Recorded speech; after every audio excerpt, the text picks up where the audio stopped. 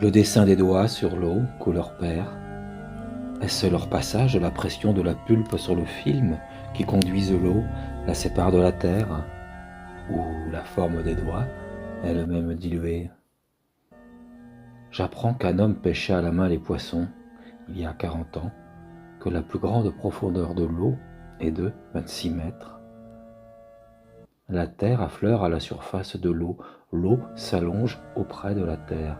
Les terres ont forme d'algues, les algues retiennent les sédiments. Vus d'avion, les méandres et les canaux semblent si légers, à peine creusés. La terre est une dentelle d'herbe tendue entre les bras géométriques de l'eau. Une douce surrection d'îles brodées dans les détours et la course de l'eau aux formes de feuilles, arrondies, labiées, lancéolées. Un cadastre tiré sur les motifs de l'eau, ses jours. L'eau s'écoule et rampe et se courbe entre les terres qui la bordent et les terres qu'elle entoure. Horlogerie rectiligne de l'eau, écoulement sans heurts, appariement à la terre, respiration continue, sa douce amplitude.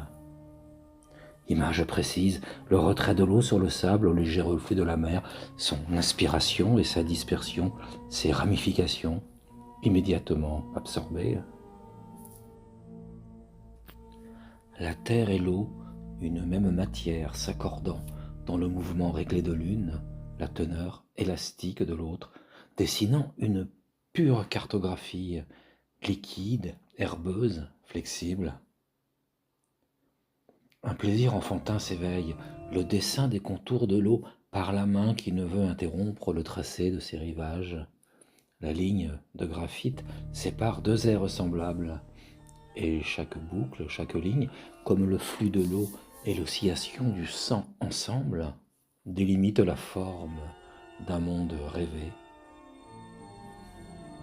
Chapelet d'îles à main levée, tombée des doigts humides, embouchures vastes comme des laminaires, continent entier et mesurable dans un clin d'œil émalléable, îles secrètes comme des nœuds mal serrés entre les lents des bords de l'eau, détroits et isthmes confondus dans la même stagnation.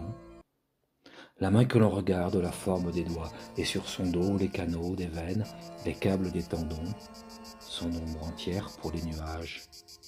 Les fleuves alentis, engourdis, delta comme des lèvres pour le souffle, palude, rectiligne.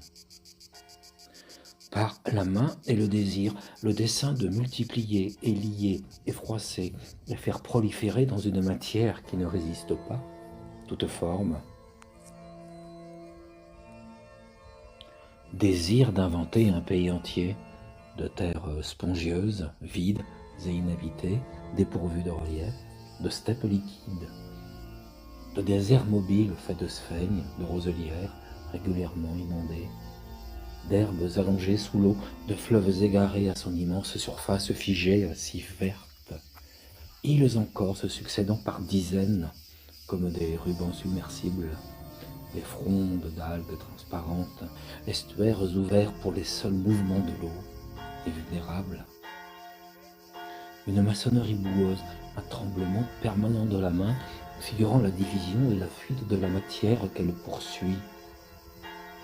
Le trajet de la main crée la vision de la chose qu'elle représente, que le langage lui apporte. Courbes et lignes dont l'échelle n'est pas définie, et seuls sont visibles un trait fluide, la matière ductile et la couleur perse.